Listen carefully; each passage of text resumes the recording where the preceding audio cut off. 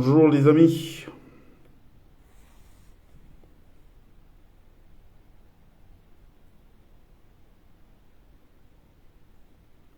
Est-ce que vous êtes là? Allez, si on est 5, on fait notre échange. On interagit s'il faudra interagir.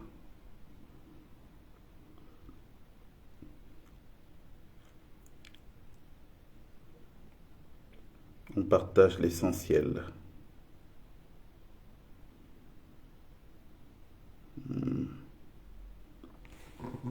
Coucou, bonjour.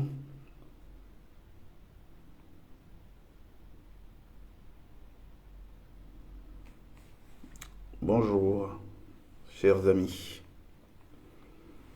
On va prendre quelques petites minutes pour parler, pas trop long. Parce que malheureusement j'ai un dîner tout à l'heure, donc il va falloir que j'y aille. Mais on va échanger rapidement sur la question de la fiscalité.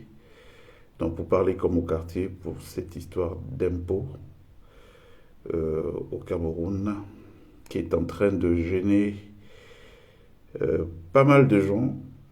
Et en premier, les usagers, les consommateurs camerounais. Ok. Donc voilà, si on est à, on va y aller sans tarder. Et puis voilà, les autres, ceux qui le souhaitent, pourront réécouter plus tard. Est-ce que vous m'entendez? Très bien. Le son est nickel ou pas? Merci de me dire bonsoir, monsieur Win Binak, leader syndicaliste. Des gens qui ont mené des vrais combats pour la question syndicale. Et c'est pour ça qu'il est important d'avoir dans le parcours de décideurs des personnes qui ont une expérience internationale comme lui, parce que ça vous laisse quand même, on peut tout dire, on peut dire tout ce qu'on veut, mais ça laisse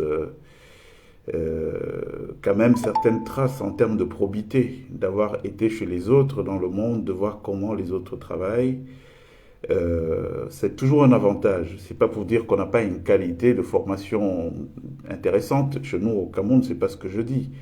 Mais je dis que c'est bien, puisque tous ces modèles-là que nous avons dans notre société sont des modèles qu'on a calqués ailleurs. Donc il vaut mieux avoir été formé directement dans cet ailleurs pour avoir une autre approche, une autre façon de penser et de concevoir les choses. Donc l'histoire des centrales syndicales et celles du Cameroun, elles sont toutes alignées, on le sait. Hein. La plupart du temps, les principaux, certains leaders de ces mouvements syndicaux mangent à la gamelle du pouvoir. Et donc, du coup, leur jeu de mouvement de pression, c'est un jeu qui prend du plomb dans les ailes. Donc, bonsoir, cher Jules Win Binac, et bravo pour le travail abattu dans ce sens-là depuis de nombreuses années en tant que leader syndical. Alors, est-ce qu'on est à certain nombre? On a Jules Win qui nous dit qu'il nous entend très bien. Il y a qui d'autre qui nous entend très bien? Il faut qu'on soit d'accord pour lancer notre conversation. Veuillez vous signaler, s'il vous plaît, pour qu'on sache. Hein? Il y a qui d'autre qui peut nous confirmer, qui nous entend 5 sur 5? Le son est bon, tout est bon.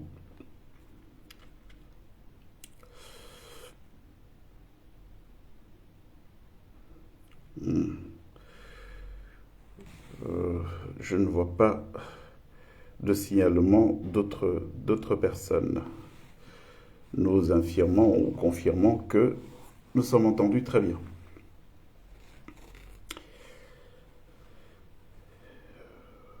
Voilà. Est-ce que vous nous entendez? Merci de vous signaler. Ah d'accord, Jean-Paul Tocam, c'est bon, c'est un sur 5, donc on peut y aller. Le quorum est atteint. Bonsoir les amis, merci d'être là ce soir. C'est improvisé, mais la plupart du temps, maintenant, ce sera improvisé parce que, voilà, j'ai des contraintes qui font de moi quelqu'un de pas disponible, mais qui n'est pas complètement en retrait du combat que nous menons. Pourquoi? Parce que c'est un combat utile. Nous l'avons commencé il y a plusieurs mois, aujourd'hui à rebours, et ce n'était pas juste parce qu'on avait un cas personnel. En ce qui me concerne, je n'agis pas de cette manière. Je suis quelqu'un qui pense toujours à l'intérêt général et qui peut d'ailleurs faire abstraction des difficultés personnelles qu'il a pour laisser promouvoir cet intérêt général. Et donc, il se trouve, je l'ai dit lors de la dernière communication, que beaucoup des nôtres prennent la parole sur l'espace public. Beaucoup des nôtres ont des choses à dire, et donc par correction, par humilité, par respect, il est important de ne pas occuper l'espace de la discursif tout seul. Il faut laisser aussi que les autres puissent s'exprimer, et ça nécessite pour ça du silence, le silence pour les écouter aussi.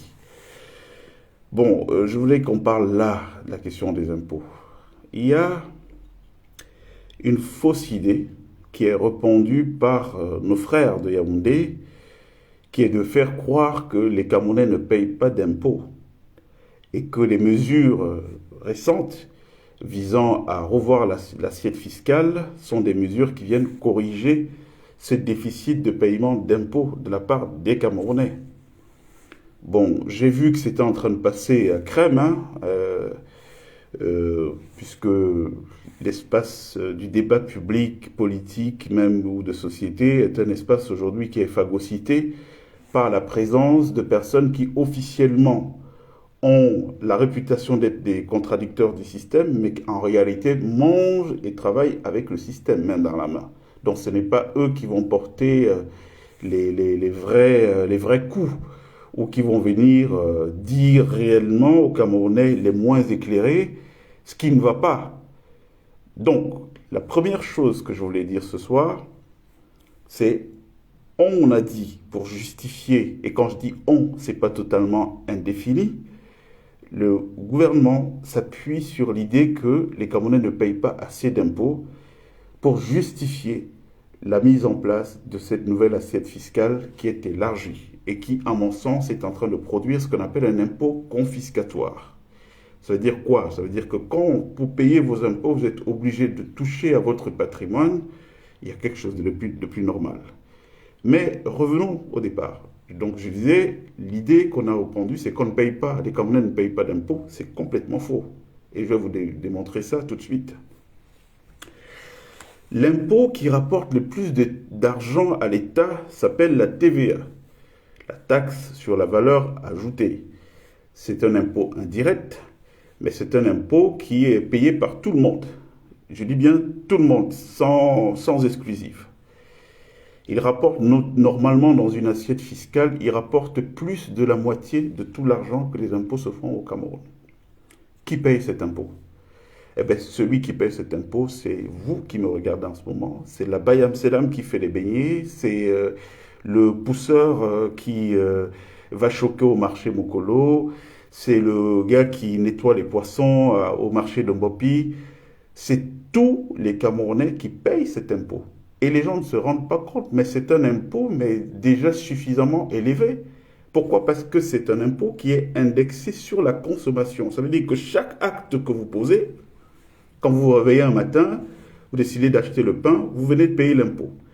Vous rajoutez une sardine, vous avez payé l'impôt. Vous voulez vous déplacer pour aller là-bas, le montant du taxi que vous payez a une TVA inclue à l'intérieur parce que le taximan, il paye le carburant. Le carburant est taxé avec la TVA et le prix de cette TVA est répercuté sur le prix du consommateur final qui est la personne qui prend le taxi. Alors, je vous fais une autre démonstration plus simple. Vous voyez la maman qui vend les beignets avec le haricot, la bouillie et tout. Je vais vous montrer les différentes structures de taxation dans cette simple activité. Pour faire les beignets, elle achète la farine. Elle paye la TVA sur la farine. Elle achète de l'huile, elle paye de la TVA sur l'huile. Elle achète le sucre. Elle paye la TVA sur le sucre. Elle achète la levure. Elle paye la TVA sur la levure. Elle va acheter le pétrole, en considérant qu'elle fait ses beignets au feu de bois. Elle paye une TVA sur le pétrole. Vous vous rendez seulement compte à ce niveau, le niveau de la maman. le nombre de taxations qu'elle a, juste pour exister, pour que son activité existe. Alors quand on dit que les Camerounais ne payent pas d'impôts, de quel impôt on parle? Moi je pense qu'on est encore face à une fumisterie qui ne dit pas son nom, mais qui profite du fait que la quasi-totalité des leaders d'opinion politique aujourd'hui au Cameroun sont inféodés au système. On ne le dit pas parce que c'est très très bien organisé et c'est de bonne guerre. Hein. Le système fait ce qu'il fait pour se maintenir. Ça, c'est leur responsabilité aux Camerounais de faire ce qu'il faut pour leur bien-être. Et le bien-être des Camerounais commence déjà par l'accès à la connaissance réelle des choses qui se passent. Donc j'ai entendu le débat, je n'ai entendu personne dire que mais non, c'est faux. On paye beaucoup d'impôts, les Camerounais sont même surtaxés. Parce que quand vous voyez la structure des prix, vous prenez un billet d'avion.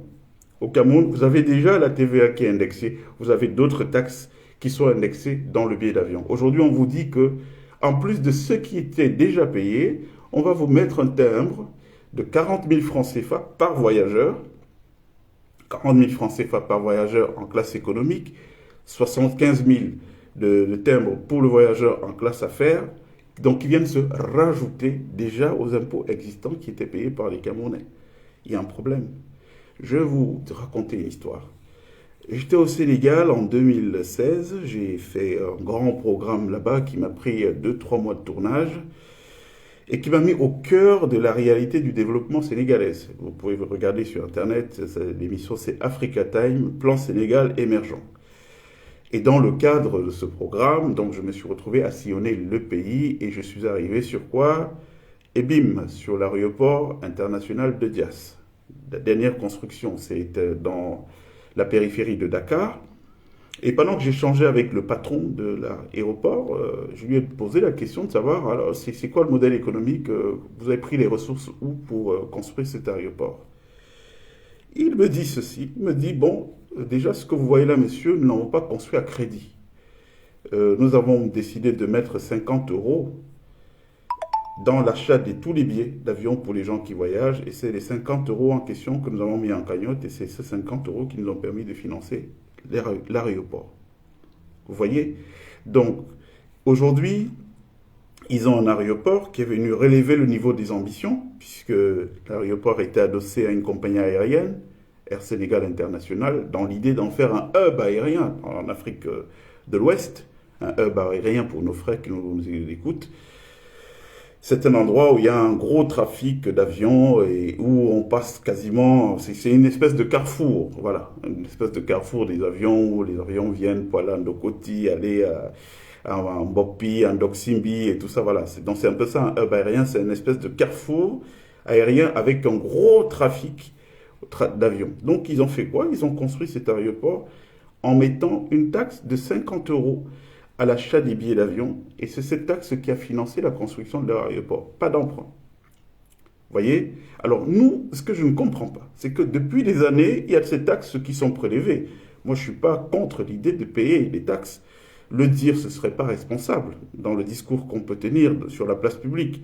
Mais ce que je veux dire, c'est que un impôt est collecté pour être affecté à la réalisation du bien-être de la société, des ouvrages, des services qui permettent aux gens de se sentir épanouis dans la société. Dans le cadre de notre pays, le Cameroun, qu'est-ce qu'on fait de ces impôts depuis toutes ces années?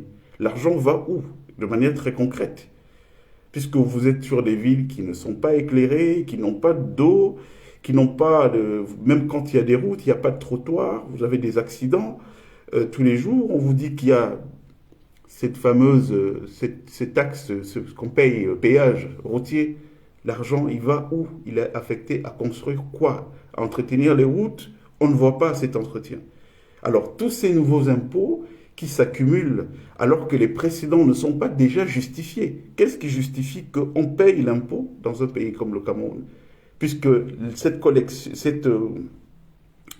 comment dire, cette collection de l'argent public, donc on collecte de l'argent, n'est pas traduite par la suite par une offre de services financée par.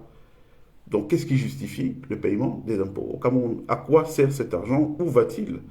Voilà, moi je vais vous dire où il va cet argent.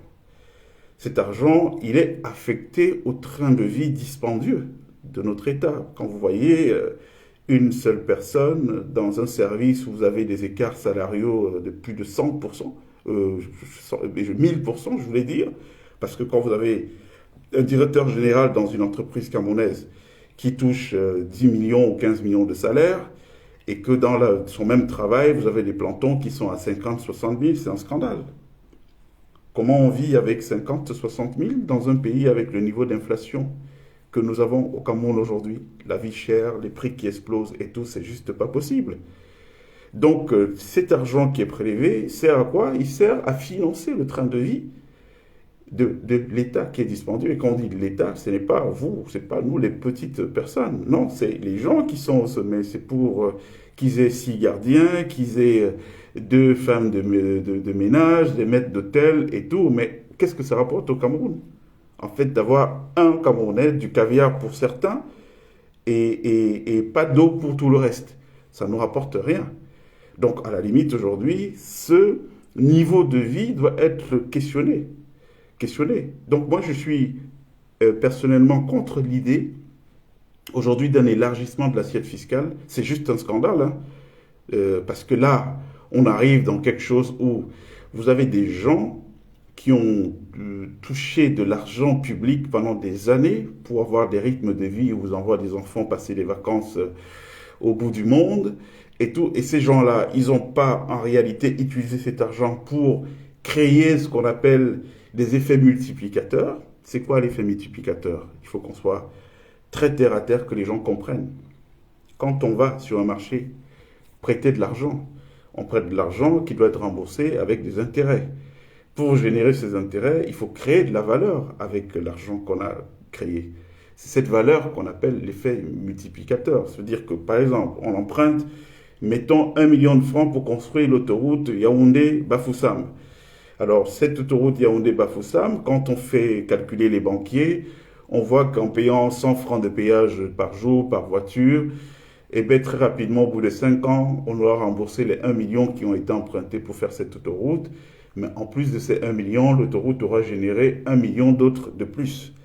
C'est ce 1 million de plus qu'on appelle la valeur. C'est cette valeur qui est créée. Maintenant, dans cette valeur qui est créée, il y a une part qui va au remboursement des intérêts de la dette qui a été contractée, et puis il y a l'autre part, maintenant qu'on garde, c'est la richesse qui peut maintenant être affectée au développement d'autres activités. On peut se dire, bon, on est suffisamment riche, bon, maintenant qu'on a des routes, bon, on va essayer de construire un réseau d'énergie décentralisé. Ça veut dire que normalement, les problèmes de courant qu'on a au Cameroun aujourd'hui ne devraient pas se poser si on était parti sur des solutions décentralisées. Ça veut dire qu'une ville comme Yaoundé doit avoir sa solution d'électricité énergique à part. Une ville comme Balmayo doit avoir sa solution à part, sans minima, ainsi de suite. Ça permet quoi? Ça permet en termes d'efficacité qu'on n'ait pas un pays qui est plongé dans le noir dès qu'il y a une panne qui touche un secteur. Pourquoi? Parce que toute notre énergie est concentrée sur une seule solution, sur une seule ressource. Vous voyez? Donc, pour revenir à la question de l'impôt, si cet impôt créait des effets multiplicateurs, c'est-à-dire quand l'État a collecté autant d'argent, et cet argent est tout de suite réaffecté, c'est-à-dire, bon, voilà Yaoundé, ça a été construit dans les années 70, on était à peine 5-6 millions d'habitants, il y avait quoi en termes de parc automobile? On avait peut-être 100 000 voitures. Aujourd'hui, on est 30 millions d'habitants, il y a peut-être 2 millions de voitures. Ça veut dire quoi? Ça veut dire que concrètement, cette route-là n'est plus dimensionnée pour accueillir autant de millions de voitures. Donc il faut faire une nouvelle route pour pouvoir satisfaire au trafic. Et si on a un trafic qui est dense, qui est fluide, ça impacte ce qu'on appelle la vitesse commerciale. La vitesse commerciale, c'est la capacité de produire et de pouvoir transporter le produit sur les marchés d'écoulement très rapidement, et puis ça crée du turnover. Ce qui se passe aujourd'hui, c'est quoi? C'est que vous avez la maman qui produit la tomate ou je sais pas moi quoi à Okola. Elle finit de produire cette tomate à Okola, il faut faire arriver à Yaoundé. Pour partir d'Okola à Yaoundé, c'est peut-être moins de 30 km, mais vous allez voir que la qualité de la route est tellement exécrable que pour faire 30 km, elle peut se taper 3-4 heures de route. Le temps d'arriver à Yaoundé, puisqu'elle est sur la production d'une denrée périssable, la tomate commence à accuser le coup. Le temps d'arriver à Yaoundé, de s'installer au marché de Mokolo, de commencer à vendre, son produit commence à s'affaisser. Et donc, en fin de journée, à 18 h, avec le voyage et tout, si elle n'a pas vendu un certain nombre, puisque le marché de Mokolo n'est pas aussi dimensionné pour recevoir, accueillir un trafic en termes de personnes, de clients, de consommateurs, donc elle va se retrouver avec une tomate qui pourrit. Oui, elle a fini le peu qu'elle a pu vendre, bon, elle se fait de l'argent, l'autre peu, c'est perdu. C'est pour ça que quand vous allez dans ces marchés, vous voyez les mamans abandonner les produits en soirée. Or, si on avait utilisé l'argent de l'impôt au Cameroun, par exemple, pour dire, bon, allez, depuis 40 ans, maintenant, on va faire en sorte que tous les surplus d'argent qui sont générés sont affectés à l'investissement prioritaire sur les infrastructures. Donc, on va construire des autoroutes. Nous sommes séparés du Nigeria, qui est un marché de 250 millions d'âmes, vous vous rendez compte? Nous avons la même frontière qu'eux. Donc, on va déjà essayer de rendre le Nigeria à 3 heures de route de nos plus grandes capitales, Douala, Yaoundé, Bafoussa. Et donc, il faut qu'on soit à 3 heures du Nigeria. Pour être à 3 heures du Nigeria, il nous faut une autoroute de 6 voies. 3 voies de tous les côtés. C'est finançable, sans même avoir besoin de recourir à l'endettement. On finance ça, on sait quoi? On sait qu'en finançant ça, la Mandokola, qui n'avait pour unique marché que le marché de Yaoundé pour écouler sa tomate, elle va désormais avoir un marché de 250 millions de gens qui demandent à consommer, à acheter. Et ce marché va être à 3 heures de chez elle, parce que, allez, dès que c'est produit, ça monte sur l'autoroute, et puis bim, on est aux portes du Nigeria, où on peut construire des espèces de registres, des gros marchés gigantesques. Alors ça, c'est des choses qui peuvent être faites. On peut faire un registre, un grand marché à chacune de nos frontières avec les pays environnants. Un grand marché à la frontière nigériane, un grand marché à la frontière tchadienne, un grand marché à la frontière équato-guinéenne Gabon, un grand marché à la frontière congolaise. Quand je dis grand marché, vraiment grand marché, des vraies infrastructures avec des grandes chambres froides pour entretenir les produits et tout. Et ça seulement, ça vous lance un pays. Ça seulement, ça vous lance un pays. C'est-à-dire, on n'a même pas besoin de faire de magie. Je ne vais pas parler d'autres secteurs. On va se limiter à ça. Mais donc, pour revenir à la question de l'impôt, pour ne pas trop s'éparpiller, c'est que c'est de l'argent qu'on a donné à des gens pour qu'ils achètent des maisons aux États-Unis, à gauche, à droite, qu'ils multiplient l'ouverture des comptes dans les paradis fiscaux. Ils vont garder l'argent dans les banques ailleurs, donc l'argent est stocké, et un argent qui va être perdu. Parce que la mauvaise nouvelle que je vous annonce, c'est que ce qui se passe, et quand je vous parle d'autorité. Pourquoi je vous parle d'autorité? C'est parce qu'à la différence de beaucoup de nos frères qui sont au Cameroun, même ceux qui sont dans la gestion du pays, très peu ont expérimenté la perte du pouvoir. Moi, j'ai plein d'amis qui ont été présidents, ministres, dans des gouvernements qui sont tombés. Et je sais ce que c'est un gouvernement qui tombe. C'est la débandade générale. Tous les gens, toutes les banques dans lesquelles on ouvre des comptes, peu importe qui est le prête-nom, on sait quelle est la personnalité qui est derrière. Ils le savent, mais qu'est-ce qu'ils font? Puisque personne ne refuse l'argent, on laisse que l'argent rentre. C'est sortir l'argent. Après, quand les gouvernements ne sont plus là, c'est là tout le problème. C'est la croix et la bannière. Parce que comme on sait que c'est tel ministre, c'est tel président, c'est le fils de tel, on sait qu'ils ne peuvent pas légalement justifier de posséder un tel patrimoine. Bon, mais on a besoin de l'argent, donc quand l'argent arrive, la banque le prend, il va lui faire des placements, générer de la valeur autour de ça, en attendant quoi? En étant en embuscade, en attendant juste le jour où ils vont entendre que, ah, tel pouvoir est tombé, ils sont plus là, et puis, pim, c'est un petit algorithme qu'on utilise pour dire, bah, le compte là ne paye plus. Donc vous allez avec votre carte comme un petit con, dans un distributeur, vous choquez, et puis on vous dit non, contactez votre banque. Et quand vous contactez votre banque, le banquier vous dit, il devient très insolent, il vous dit, monsieur, il y a des soucis avec la police, il faut voir ça avec la justice et tout. Dès que vous entendez ça, et si vous avez le malheur d'arriver au niveau de la justice et qu'on menace de vous mettre en examen et tout, qu'est-ce que vous faites? Vous renoncez à l'argent. Je ne vous parle pas des choses qu'on raconte, des fantasmes, je vous parle des choses que j'ai vécues aux côtés d'amis qui ont été dans la situation de gouverner. Et donc vous n'avez plus aucun recours, plus rien à faire, puisqu'on vous menace clairement On vous met en prison, là, des gens vous arrêtent, détournement de biens, mal acquis et tout, ou vous faites pas de bruit, et puis bon, l'affaire finit comme ça. Et donc, vous allez vous retrouver, 2, 3, 4 ans après une perte de pouvoir, vous trouvez les gens ici, ils sont complètement dingues. Ils n'ont plus un seul sou. Parce que les endroits où ils pensaient être en sécurité, où ils pensaient avoir sécurisé leur argent, sont des endroits où on avait créé un schéma pour leur pensionner cet argent. Il faut savoir que vous ne pouvez pas bouger 1 million d'euros, je parle d'1 million d'euros, d'un point A à un point B dans le monde, sans que tout de suite les services de renseignement de tous les grands pays là en soient informés, qu'on sache qui est derrière. Vous allez mettre n'importe quel prête-nom, ils vont faire leurs enquêtes et ils sauront que bon voilà, lui, en réalité, il est lié à tel ministre, donc il ne peut pas avoir ces 1 million, il travaille où, il n'est pas industriel, il n'est rien, donc ce million-là, c'est quelqu'un qui il est porteur pour quelqu'un. Et donc, qu'est-ce qu'ils font? Ils mettent une option, ils ne disent rien, ils mettent quelque part dans le coin. Vous voyez les problèmes que la fille de Santos a aujourd'hui, Isabelle de Santos. Il me souvient que j'ai rencontré son mari à l'époque, ces syndicats d'Onco, au moment où ils étaient dans la frénésie de tout racheter en Europe, au Portugal, ils ont acheté quasiment la société de téléphonie mobile et tout. Et puis, bon, dans l'échange avec lui, je lui ai dit, est-ce que c'est pas mieux que vous fassiez vos placements en Afrique? C'est un continent qui doit se développer et ça ne sera jamais de l'argent perdu. Venez investir dans des capitales, construire ce que vous achetez en Europe, qui n'a pas vraiment besoin de votre argent. L'Europe n'a pas besoin de cet argent. C'est pas mieux de le faire là? Est-ce que vous ne pensez pas que l'argent est plus sécurisé de le faire? Mais ils étaient comme nos frères du gouvernement camerounais, ils étaient pleins d'arrogance. Enfin, bon, lui, il n'était pas un type arrogant, c'était quelqu'un de très poli, charmant, avec une très, très, très, très belle tenue, mais beaucoup d'assurance. Non, mais voilà, l'Europe, c'est le vieux continent, on va miser de l'argent là-bas, parce que c'est stable, peu importe ce qui se passe, on aura. Moi, j'ai souri. Et j'ai souri pourquoi? Parce qu'on sait ce qui se passe.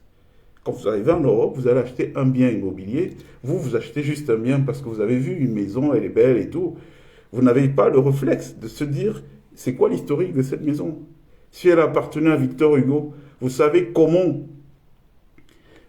ces gens, dans les sociétés organisées, tiennent à leur patrimoine.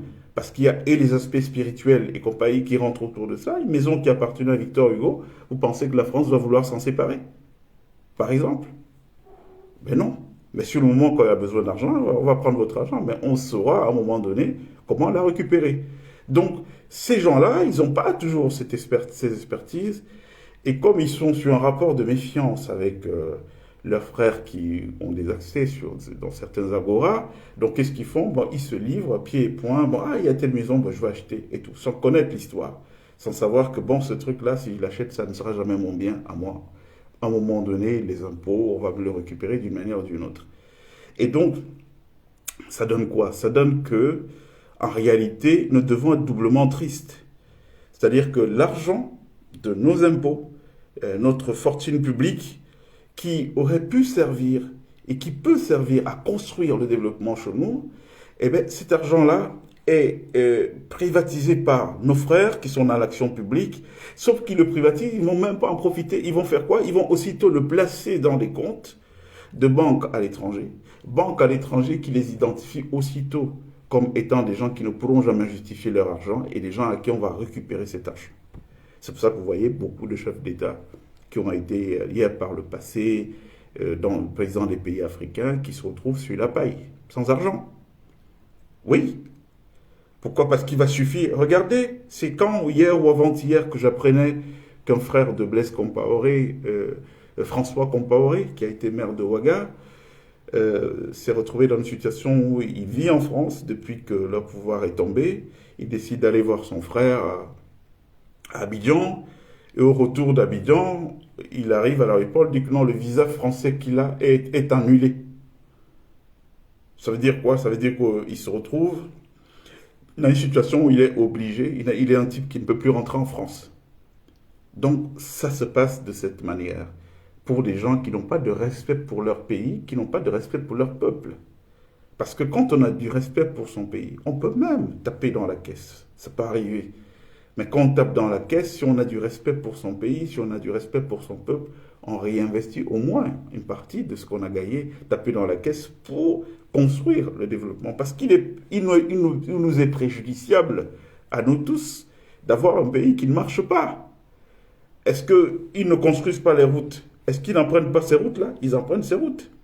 Dernièrement, j'ai vu un haut responsable camerounais se plaindre parce qu'à la faveur d'un déplacement qu'il avait fait dans l'arrière-pays, il s'est rendu compte du niveau de désastre, du côté désastreux de nos infrastructures routières. Il a commencé à s'en plaindre, mais c'est l'état dans lequel le Cameroun est en train d'être plongé aujourd'hui par la gouvernance actuelle. Mais qui va payer? On va tous payer. Tous. Il n'y a personne qui va échapper à l'idée que bon, c'est comme ça. Et même ceux qui pensent, parce qu'aujourd'hui, allez, c'est un autre sujet, on va en parler. Aujourd'hui, la mouvance, la tendance, c'est laquelle? C'est que tous ces gens-là, conscients qu'ils sont en train de détruire le pays, qu'ils ont détruit le pays, qu'est-ce qu'ils font? Ils achètent les nationalités étrangères pour eux et leurs familles. Oui, tous là, la quasi-totalité, hein, je peux vous le dire, parce que, alors, je vais vous faire une confidence. Toutes les informations que je vous donne ici sont des informations qui sont vérifiées et vérifiables. Moi, je peux faire ne rien dire, me taire même pendant 1 an, si je ne peux pas prouver, si je n'ai pas d'informations fiables. À partir du moment où je l'ouvre, c'est que c'est des choses qui sont vérifiées. Et elles sont vérifiées parce que nous avons des réseaux dans le monde. Nous savons ce qui se passe. Je viens de vous dire là sur les questions de circulation d'argent que dès qu'il y a 1 million qui transite d'un point A à un point B, tous les services sont au courant. Ils savent que bon voilà, ils viennent encore de faire des siennes au Cameroun, voilà un tel qui a sorti de l'argent. Ils disent rien, mais ils savent. Et le compte est regardé. Ils attendent juste le moment fatidique. C'est pour ça que vous allez voir que j'entends les Camerounais dire l'État est debout, après Biya sera Biya. Mais même nos partenaires internationaux n'ont pas intérêt à ce qu'après Biya ce soit Biya. Parce que tout l'argent qui est gardé dans les paradis fiscaux qui leur appartiennent, d'une certaine manière, ben, ils voudront bien à un moment donné mettre la main sur cet argent.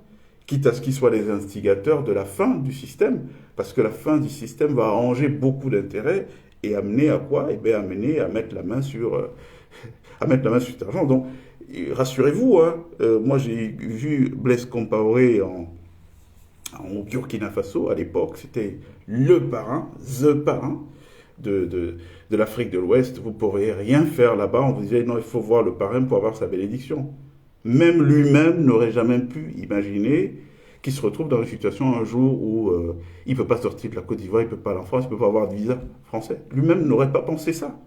Parce que c'est quelqu'un qui a été au service tout le temps des rapports avec l'ancien colonisateur. Mais on a vu ce que ça a donné. Parce que l'ancien colonisateur, lui, il a un karma de peuple qui travaille. Donc, il vous utilise, mais il ne va pas salir son karma d'accueillir des criminels, d'accueillir des gens avec les mains dans le sang, les mains pleines de sang dans son territoire. Non, non, non, non. Il veille à ça. Hein. Rassurez-vous, on n'a pas un grand pays par hasard.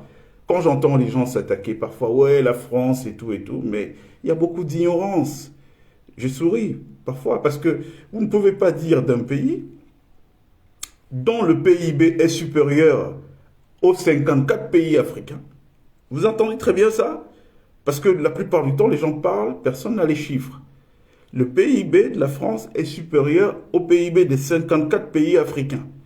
Alors, vous ne pouvez pas dire d'un tel pays que c'est un pays qu'on doit aborder avec légèreté. Vous ne pouvez pas aborder ces pays avec légèreté. C'est-à-dire qu'ils ont un savoir-faire, hein, même dans le mal, ils savent faire, ils ont mis les ressources humaines. Parce que ici, les ressources humaines sont valorisées. Vous n'allez pas voir qu'il y a un cerveau quelque part et puis on le snob alors qu'il peut apporter quelque chose à son pays. Ah, jamais, ça n'existe pas. Ici, les cerveaux en France, je vais vous dire comment ils sont traités. Hein. Vous avez des gens, vous allez passer sur les Champs-Élysées, dans des grandes avenues, vous voyez des beaux immeubles, il n'y a rien qui est marqué dessus, vous ne savez pas ce qui se passe. Et dans ces immeubles, vous trouvez des gens qui sont assis. Ils viennent aux heures qui leur plaisent, ils s'asseyent au bureau. Leur travail, c'est quoi? Ils sont payés des gros salaires à penser le monde de demain. Comment la France sera dans 10 ans? Comment elle va être dans 20 ans, dans 30 ans, dans 40 ans, dans 50 ans, dans 100 ans? Comment, si les Africains commencent à se réveiller, comment on va maintenir les situations? Donc vous avez des gens qui sont payés pour penser à ça. Vous voyez, et c'est de bonne guerre. Moi, je vous dis toujours, il ne faut pas mettre les organes quand vous parlez de ces choses-là. Pourquoi? Parce qu'en mettant les organes, les émotions prennent le pas sur la raison. C'est un monde froid. Chacun se bat pour ses intérêts. Si nous étions à leur place, nous ferions les mêmes choses. Dieu nous a créé un déséquilibre de base, qui est que nous n'avons pas des ressources naturelles, nous n'avons pas de l'or, du pétrole, du diamant. Comment on fait pour s'en sortir si on ne fait pas appel à nos cerveaux? Donc, si on avait été à leur place, on ferait exactement la même chose pour nous en sortir. Donc, il ne faut pas aborder les choses avec les émotions, avec les organes. Ouais, machin, c'est comme ça. Parce que jusque-là, c'est ce que nous faisons. Tous les débats que vous n'entendez personne vous parler de manière très calme et pondérée de la situation. La situation, c'est celle-là. On a un pays qui a un PIB tout seul supérieur au PIB de 54 pays africains. Ça veut dire que si vous voulez vous lever pour le combattre, il faut vous lever très tôt. Et commencer à bien réfléchir. Comment ils ont fait, comment ils travaillent. Et moi, à mon sens, il faut d'abord s'inspirer. Il faut copier, il faut prendre le temps de travailler. Et aujourd'hui, il ne faut pas envisager le monde toujours dans les antagonismes, parce qu'envisager le monde dans les antagonismes crée de la fragilité de part et d'autre. Oui, parce que pendant que vous pensez que non, l'autre est l'autre, donc on doit le taper, il ne doit pas être avec nous, mais l'autre, si vous, son intérêt c'est qu'il soit chez vous et tout, il va tout faire pour être présent chez vous. Et s'il a plus de moyens, s'il a les moyens de vous envoyer des épidémies, de vous envoyer des guerres, pour que vous soyez fragile, pour que lui soit là, mais il va le faire. C'est de bonne guerre. Alors que peut-être si vous étiez dans une autre démarche, de dire, bon, il est fort, on peut plutôt faire avec lui. Bon, on a tel secteur qu'on ne maîtrise pas. Parce que ne nous mentons pas. L'Afrique est à ce niveau. Si on était resté dans le giron des Blancs, l'Afrique ne serait pas au niveau où on est aujourd'hui. Ça, il ne faut pas qu'on se mente, disons-nous la vérité. On aurait évolué. Ça nous a apporté quoi? De prendre de tout un tas de notre souveraineté, de le confier à des gens qu'on pensait qui sont nos frères et qui se comportent exactement comme des ennemis. Qu'est-ce que ça nous a apporté? Ça ne nous apporte rien. Hein? On a des gens qui ont la peau noire, qui ont les noms de chez nous, qui parlent les mêmes langues que nous, mais qui se comportent pire que les ennemis du pays. Donc ça apporte quoi? Ça n'apporte rien du tout. Donc bref, il faut mettre beaucoup de réflexion et puis de pondération quand vous devez approcher ces sujets-là. Donc, pour revenir à la question des impôts, et on va clore avec ça, comme je l'ai dit d'entrée de jeu, rien ne justifie le paiement d'impôts aujourd'hui au Cameroun. Parce qu'on a un État failli, et on n'a pas un État failli parce que les Camerounais n'ont pas contribué. Les Camerounais se sont battus chacun à son niveau. Vous vous rendez compte? On fait payer à la maman qui vend sa pauvre tomate au Mokolo. Donc, quand elle a fini de vendre là, au marché de Mokolo, elle va prendre là dans cet argent pour acheter une boîte de sardines. Dans la boîte de sardines, elle est taxée à la TVA. La pauvre maman. Elle va prendre son argent pour payer la TVA sur le transport parce qu'elle doit rentrer au Kolar et paye.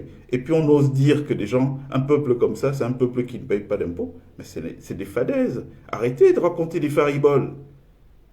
C'est un peuple qui paye des impôts, beaucoup d'impôts, et qui a juste le malheur que sous l'argent qu'ils ont payé depuis ces 40 dernières années, n'a servi qu'à goinfrer, à faire en sorte que se goinfre une petite caste de gens, et des gens même qui ne savent pas vivre.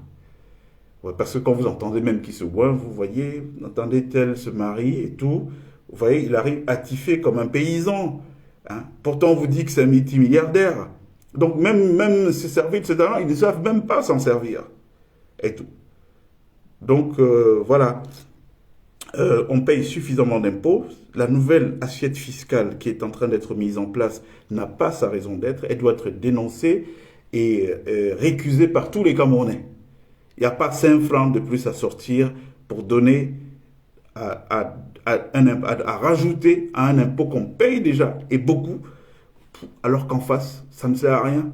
Si nous, ce qu'on aurait pu faire, si on entendait que le président Biya, il prend la parole, il dit, bon, écoutez, mes frères, je suis là depuis 40 ans, j'ai essayé de faire de mon mieux, mais je vois que ça ne marche pas. On peut même parler d'échec, ce ne sera pas exagéré. Bon, maintenant, je suis au soir de ma vie, je suis un homme âgé et tout. Je ne souhaite pas que ce que les Camerounais, le monde entier retiennent de moi, ce soit cette image d'échec. Qu'est-ce que nous pouvons faire comme dernier baroud d'honneur? Moi, je me pose là comme chef d'État, au-dessus de la mêlée, et puis j'essaie d'arbitrer battez le rappel des talents, battez le rappel des capitaux. On doit construire un nouveau projet en très peu de temps qui me reste. Il faut qu'on construise ce nouveau projet. Et là, vous allez voir ce qui va se passer. S'il y avait un truc comme ça. Là, ça pouvait justifier maintenant qu'on dise que bon, voilà, il y a tel projet. Il nous faut 5 autoroutes d'ici 2030. On doit avoir 5 autoroutes. Voilà, machin. Et puis, quand on a dit ça aux gens, qu'on a pris les fameux projets d'autoroute préparés en 3D par des ingénieurs, montrés à la télévision publique, voilà comment la route va être. Voilà la sortie de Kola, voilà la sortie de Malmayo, voilà la sortie de machin et tout, voilà comment ça va fluidifier le... Bon, il faut financer ça. Quand vous avez montré ça à des gens, et vous dites aux gens, il faut un effort national pour financer ces infrastructures, voilà ce que ça va nous rapporter. Aujourd'hui, on a 1 million de recettes par jour. Quand on fait du business avec ces autoroutes, on va être à 15-20 millions.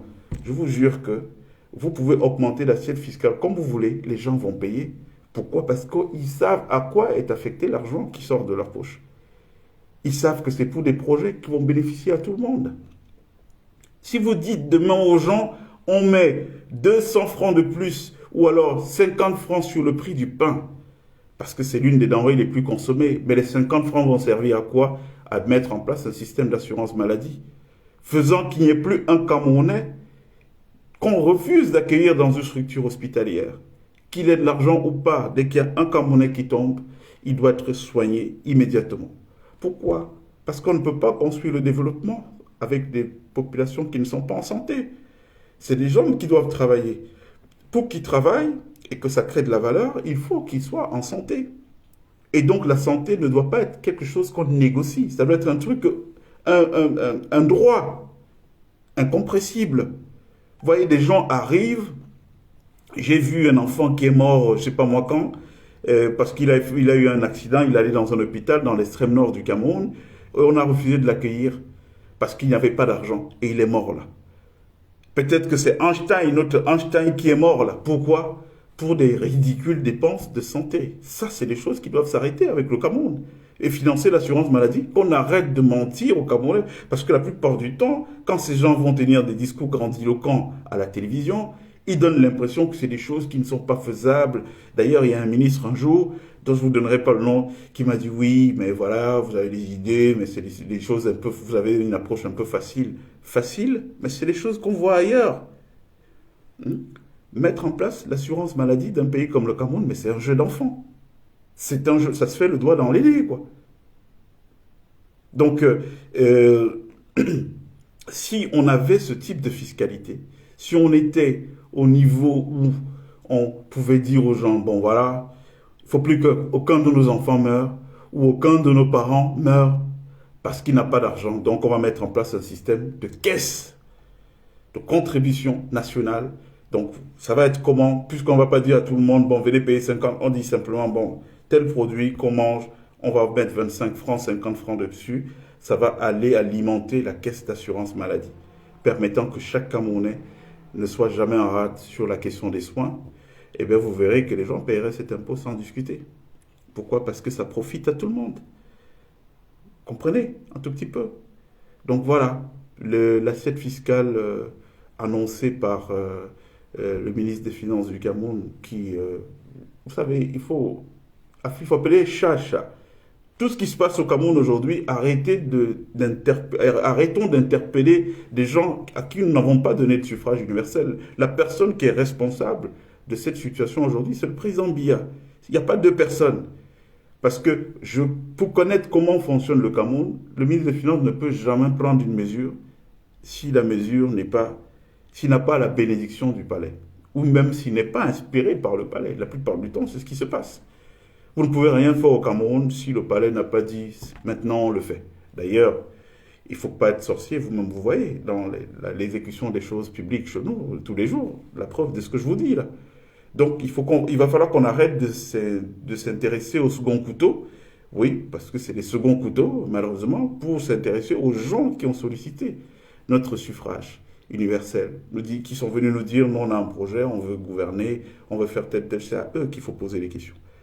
Donc, il n'y a pas de lieu qui ait d'assiette fiscale Mais si c'est aussi un moyen pour pousser les Camerounais à la prise de conscience de la situation grave dans laquelle notre pays est aujourd'hui, bon, tant mieux. On va faire des choses comme ça. D'accord? Ok, bon, je crois que c'est assez instructif, hein, ce partage, euh, parce que ça manque beaucoup dans notre société. Ce qui manque dans notre société, c'est le partage de la connaissance, la démocratisation de l'accès au savoir. La plupart du temps, les gens qui portent la parole dans les agoras n'ont pas toujours tous les outils. Et les outils n'ont rien d'académique, hein, c'est la somme des expériences vécues. C'est ça l'intérêt. Quand vous voyez que Barack Obama, Nicolas Sarkozy, ils vont faire ce qu'on appelle des masterclass, des conférences, payer 400 000 $ de l'heure et tout, qu'est-ce qu'ils partagent? Ils ne partagent pas des choses qu'ils ont apprises sur les bancs de l'école. Ils partagent la somme des expériences vécues.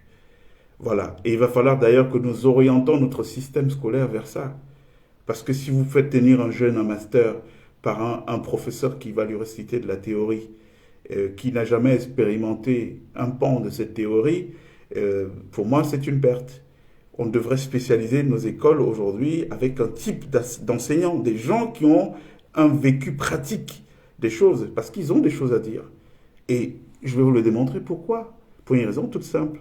La raison, c'est que ceux qui ont créé ces diplômes, le type qui a inventé le bac, lui-même, il n'avait pas le bac. Ça reconnaît quoi implicitement? Ça reconnaît implicitement que la connaissance qu'il détenait avant est supérieure au parchemin qu'il a créé. Donc il faut mettre en avant aujourd'hui des gens qui produisent de la vraie connaissance. C'est de ça que nous avons besoin pour être des gens dans l'efficacité. D'accord? Voilà. Donc, toujours un plaisir de partager avec vous quelques-unes des choses, des expériences que j'ai vécues dans le monde, des choses que j'ai vues ailleurs et que je pense qu'ils peuvent être duplicables dans notre pays. Il n'y a pas, il y a rien de sorcier. Ok, les amis, merci beaucoup. Je vous souhaite une bonne fin de semaine. Donc, bon week-end, bonne fin de week-end, bon début de semaine. Et puis, je crois que je ferai une communication à la fin de l'année qui va être un tout petit peu un petit bilan de notre année sur le plan personnel, sur le plan de l'Afrique, de notre pays, voir comment les choses ont marché, ce qui n'a pas marché, et puis rendre aussi les hommages à des gens qui se sont distingués dans mon panthéon personnel et dans la vie de nos frères, de nos concitoyens. D'accord? À bientôt. N'oubliez pas, il fera beau au Cameroun. Roha, Roha, il fera beau au Cameroun. Merci, à bientôt.